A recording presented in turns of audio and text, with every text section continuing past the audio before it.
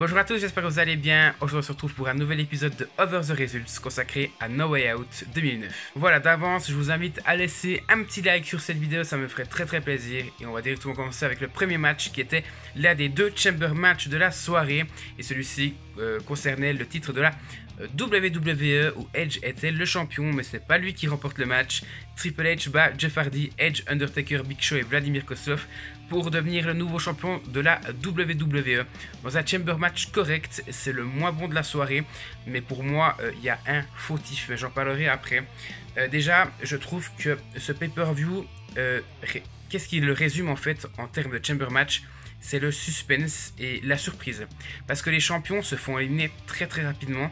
Et là, je vais en parler. Le premier éliminé, c'est Edge par Jeff Hardy, donc les deux qui ont commencé le match, après seulement 4 minutes de match. Donc la troisième entrée n'était pas encore faite, que Jeff Hardy avait déjà éliminé le champion de la WWE, lui qui l'avait battu justement après la trahison de Matt Hardy au Royal Rumble 2009. Je trouve que c'est un beau symbole et je trouve que c'est osé de faire ça, mais on va en parler par la suite parce qu'il y a quand même un sens derrière tout ça.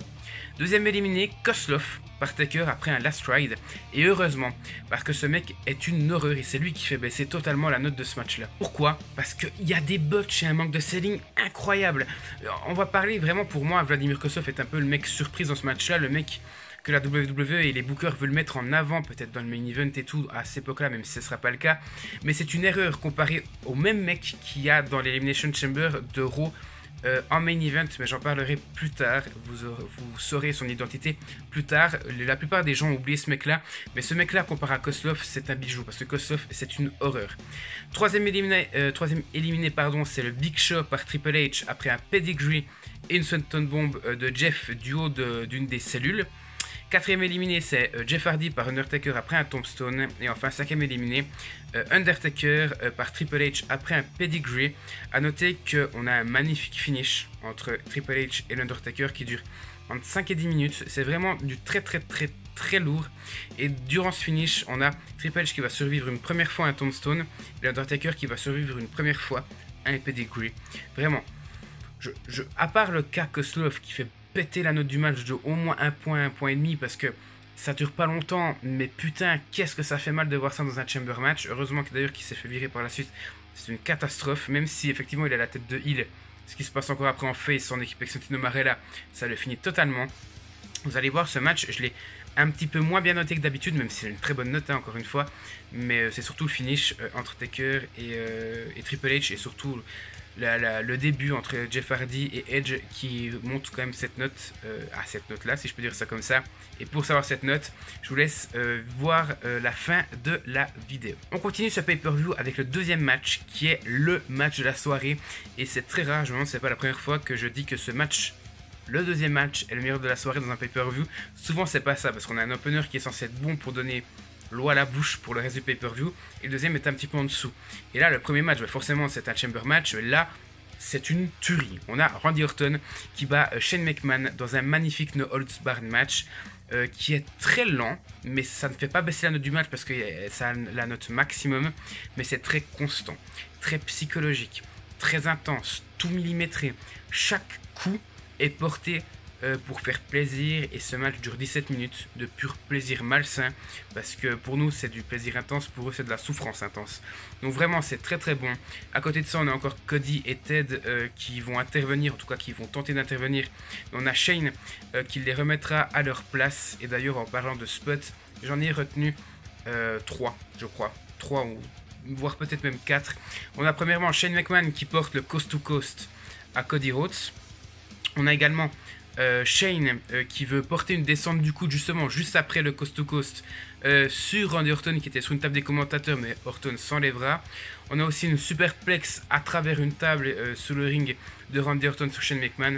Et puis on a le magnifique RKO de Orton à la fin qui lui permettra de remporter ce match-là. Je vous le conseille, c'est un match que j'avais totalement oublié, mais c'est un match qui a à mon sens sa place dans les tout meilleurs, et je pense que vous notez, vous vous doutez de la note, mais je vous laisse voir quand même la fin de la vidéo pour en prendre connaissance. Là le niveau rebaisse un petit peu en attendant le main event. Le troisième match, on a Jack Swagger qui bat Finlay pour conserver son titre de la ECW dans un Match bien fade à mon sens de 7 minutes, il n'y a pas grand chose à dire.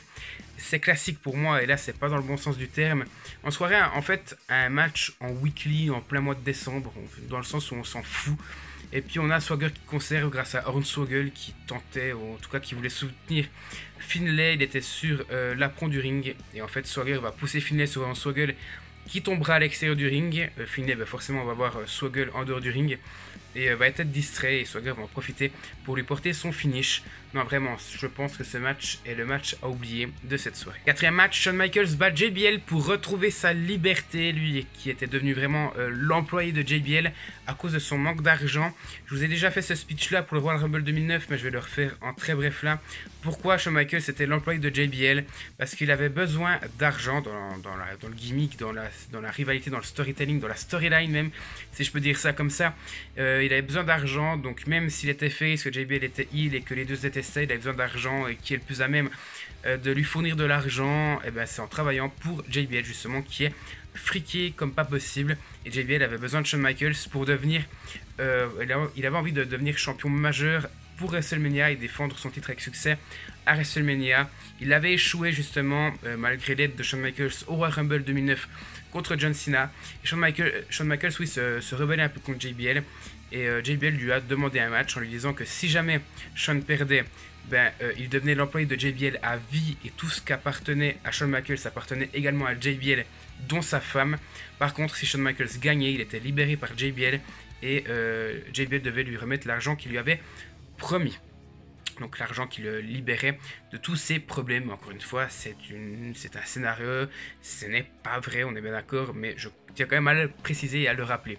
Donc, durant le match, on va dire plutôt la construction du match, on a Shawn Michaels qui se fait littéralement péter la gueule, ouais, on va pas se le cacher.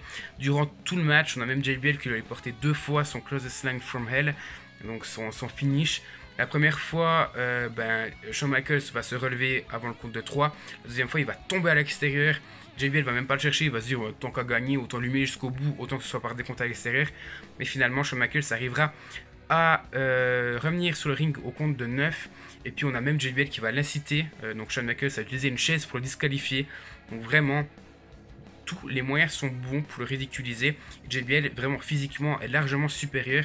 Et en fait le finish va se passer avec Rebecca, donc la femme de Shawn Michaels qui est aux abords du ring, donc la vraie femme, c'est pas une actrice, qui frappera JBL, qui l'a nargué avec Shawn Michaels. Shawn Michaels était totalement au bout du rouleau, on pouvait plus. Et c'est là que j'aime pas le finish en fait, parce qu'il était au bout du rouleau. Et on a Rebecca qui lui met une claque.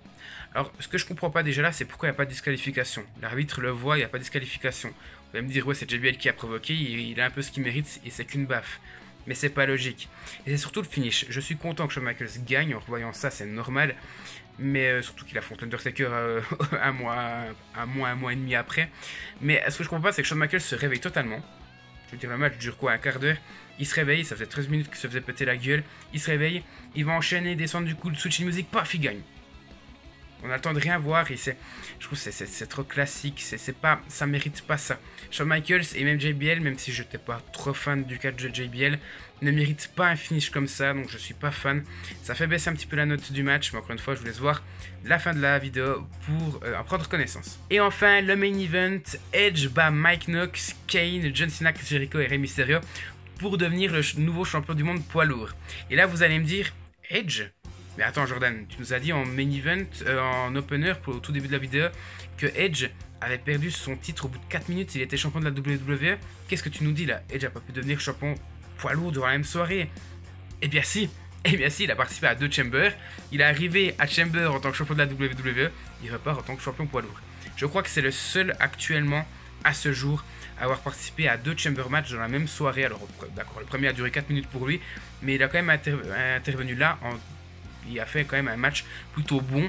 Et pourquoi? Parce qu'à la place de Edge, c'était Kofi Kingston. Et c'était la 4e entrée.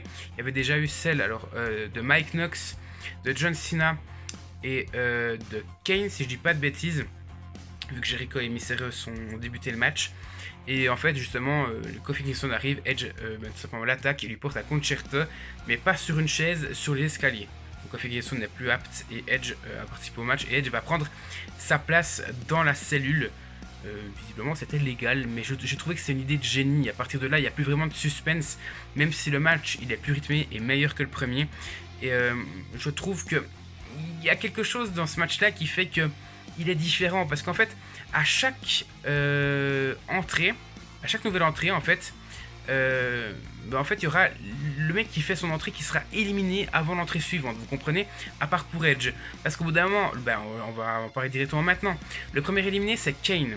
Kane arrive en numéro 3. Il se fait éliminer avant le 4ème entrée. Vous voyez, le 4ème entrant plutôt. Ensuite, on a la 4ème entrée, donc la 2ème éliminée qui est Mike Knox par Jericho après un code breaker. Vous voyez, alors qu'il y avait le 5ème entrée qui n'était pas encore là. Ensuite, on a forcément la 5ème entrée, c'est celle de Edge qui se fera pas éliminer. Et puis on a la 6ème entrée, et c'est là que c'est étonnant. Le champion poids lourd, John Cena, le héros de tous, le super héros plutôt, qui arrive et qui fait 2 minutes de match avant de se faire éliminer. Je veux dire, forcément, on se doute que Edge va devenir champion poids lourd, mais au point que John Cena se fasse éliminer au bout de 2 minutes, je pense que ça c'était pas prévisible du tout. Et en fait il se fait éliminer par Edge après un code breaker de Jericho, après un 619 de Mysterio et après un spear de Edge. 2 minutes de match et le mec, ciao, tu te fais éliminer, tu t'es fait remplacer par Edge. Bref, on a le 4ème éliminé qui est Jericho par Mysterio après un petit paquet, puis Mysterio par Edge après un spear, et donc Edge devient le nouveau champion du monde poids lourd. Je crois que j'ai 2-3 petites infos à faire, 2-3 petites remarques à faire par rapport à ce match là. Déjà, on a un bon finish entre Mysterio et Edge qui dure encore une fois entre 5 et 10 minutes comme Taker et Undertaker, Taker et Triple H, mais ça n'atteint quand même pas la qualité du finish de l'opener.